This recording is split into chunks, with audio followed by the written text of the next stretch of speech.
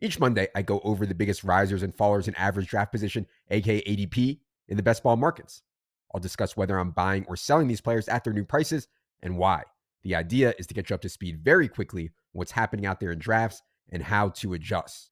Let's begin with the best ball risers from the last 7 days. First one I want to talk about is Caleb Williams. Caleb up 6.4 spots to 100th overall on DraftKings. No surprise here. Hopefully, your Caleb bags are already packed. We've been a couple rounds ahead of ADP on him for months now.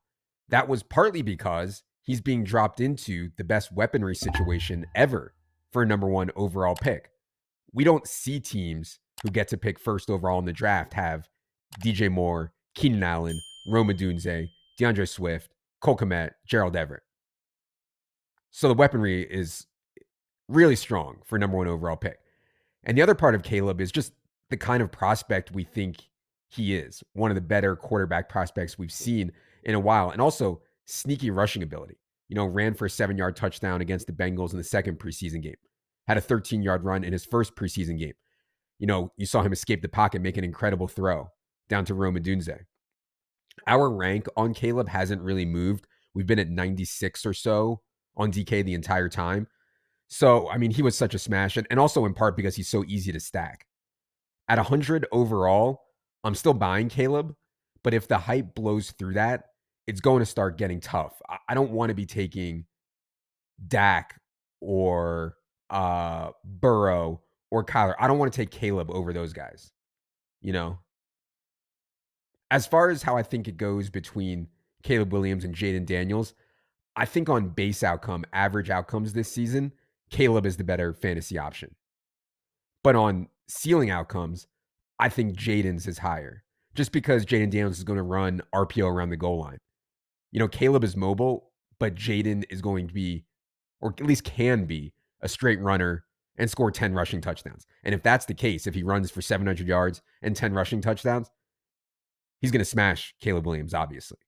But the main reason that I have more Caleb Williams than Jaden is because he's easier to stack. I don't love Terry McLaurin where he goes. The Jahan Dotson stuff is messy right now. Ben Sinnott looks rough right now.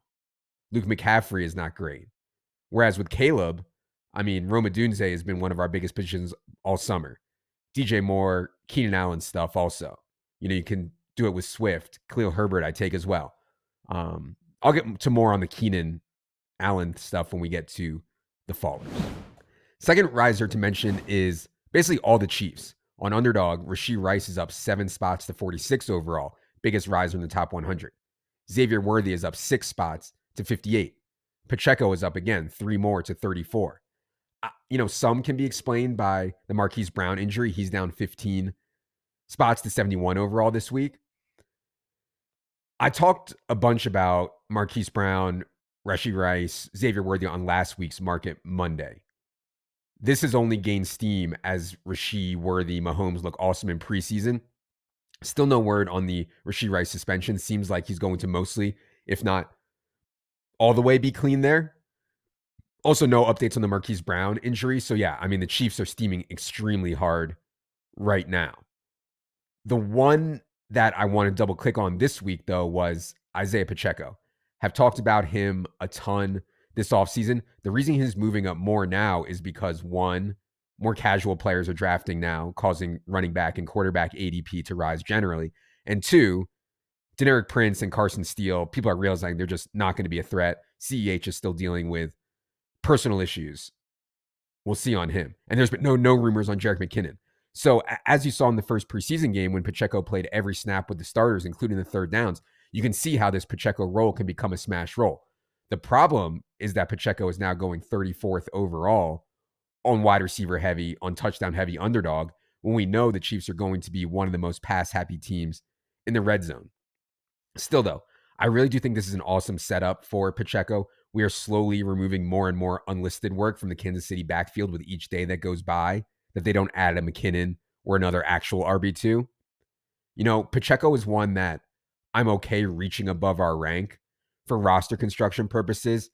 In setups, I think that's right. Like in a home league setup where I think it's close between him and a wide receiver early. leaning Pacheco because there's going to be so many wide receiver values later on, and it won't be close. It won't be actually close to a tiebreaker that you want to lean for roster construction purposes running back there. And I think Pacheco, Achane, those are guys that I'm willing to reach a little bit on. Third riser is Brian Thomas Jr., Jaguars rookie, up 4.4 spots to 73 overall on Underdog. Hate to keep victory lapping CLV closing line value here, but Brian Thomas is another one where we were like 30 spots ahead of ADP on for a lot of the summer.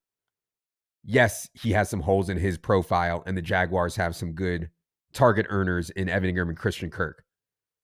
But Brian Thomas was the consensus fourth best wide receiver in a loaded wide receiver class who is going to play probably 100% of the snaps with a competent Trevor Lawrence. That's just an easy bet in best ball and let the chips fall. Brian Thomas, I think, is a harder bet to make in redraft. But if you read my Exploiting the Default Rankings articles that are now up in the draft kit, Thomas is the kind of guy who will go far too late in home leagues. His default rank on ESPN is 140. We have him 86 there. His default rank on Yahoo was 130. We have him 82nd there.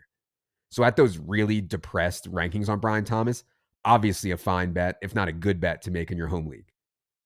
And yeah, if you have a draft coming up on ESPN or Yahoo, I'm going to get to Sleeper hopefully tomorrow. Def check those articles out.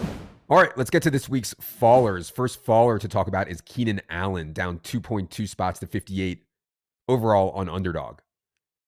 If you go on Twitter, you would know that Keenan Allen is now a fat hog and old. Basically a beached whale who needs to be put out of his misery. That's despite the fact that Keenan Allen averaged 8.3 catches for 95 yards and half a touchdown in 13 games for the Chargers last season. That's despite the fact that he ran a 4.71 coming out of college a long time ago. And he's been one of the best targets in the NFL for a decade. So look, the truth is likely somewhere in between. I have around 10% Keenan Allen at a late 50s ADP. And I'll be honest, I'm a little worried about that right now.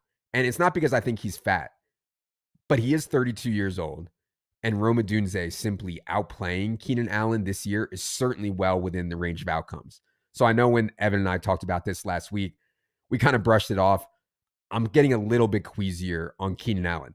I definitely think taking Xavier Worthy over Keenan is fine. For sure, Christian Kirk over Keenan Allen for me. In terms of Keenan versus Rome Odunze straight up, on Underdog, we have Rome 59 now and Keenan 62. So a flippening. But again, the good news is that in redraft home leagues, these decisions won't be there. Like, you won't have to decide between a lot of these guys. We can just steal Rome Odunze very late, easily. Second faller I want to talk about is Trey Benson, down 8 more spots to 129 overall on Underdog. Free fall continues for Trey Benson as Tape Bros hated his week 1 of the preseason. As we talked about last week, I don't think it's right to really put much stock in that, if any stock, in week 1 preseason tape. What concerned me more was that even with James Conner resting, Trey Benson was not and is not playing on any pass downs really. That continued to week 2 of the preseason. So if Trey Benson, like a lot of rookie backs, if Trey Benson is just an early down pounder and James Conner stays healthy, that's going to be a problem. We know coaches love James Conner. And if I'm being honest, Conner was awesome last season, maybe the best season of his career, despite being banged up a bunch and being 28 years old. Now, 29 years old for James Conner. I still think Trey Benson gets chances this year. Obviously Conner is one of the most likely running backs in the NFL to get hurt. And Benson will probably be getting a fistful of touches by October, even if James Conner is healthy. But generally, I think this fall for Benson is probably deserved. He should be going with the Zach Charbonnet, the Ty Chandler, the Algier types, more than the threats for real 1A work like Rico Dowdle, Gus Edwards, Devin Singletary, etc. I shouldn't even call Devin Singletary 1A. He's going to be the clear workhorse to start the season. Be sure you check out the preseason thread that I put up on Twitter on Sunday night. Last faller to get to is Dak Prescott. Dak Prescott down 5.5 spots on DraftKings to 86 overall. This is almost certainly related to stacking, I think, because CeeDee Lamb is the only Cowboy to go in the top 80 picks, so people aren't hungry for Dak. even though he was fantasy's number 4 quarterback in points per game last season behind only Josh Allen, Jalen Hurts, Lamar Jackson, even though the Cowboys' run game could be even worse this year. So the question becomes, should we only be targeting Dak on CeeDee Lamb teams, or can we start with Dak and then backdoor stacks? It's tough because where Dak goes is typically where I'm taking wide receiver. Rome, Jameson Williams, Marquise Brown now, JSN, Brian Thomas. They all go around where Dak goes. But I do think that the backdoor stack can work with two of Ferguson, Brandon Cooks, and Jalen Tolbert. I just don't do it very much because the opportunity cost on not only Dak, but also Ferguson and Cooks. Just like so many guys that go in that range, the wide receivers in the Ferguson Dak range, the running backs in the Cooks range.